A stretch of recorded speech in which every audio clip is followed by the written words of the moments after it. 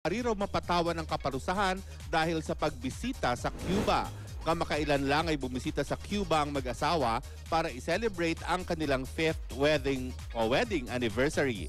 Pero kinu-question ngayon ng dalawang miyembro ng Republican Congress ang US Treasury Department of Information kung anong klaseng lisensya ang nakuha ng celebrity couple para sa kanilang high-profile trip sa Cuba.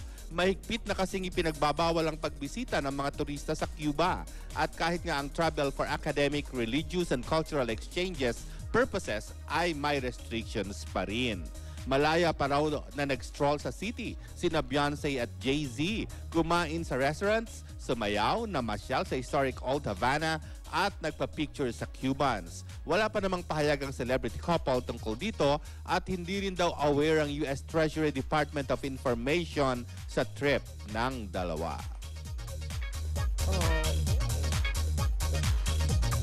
Punta ka kaya sa Cuba? O parang sila nakalusot din, di ba? Kailangan mo pa rin alam kami restrictions talaga. Oo nga. Well, eh. private jet? For sure. Well, anyway, mga kapuso,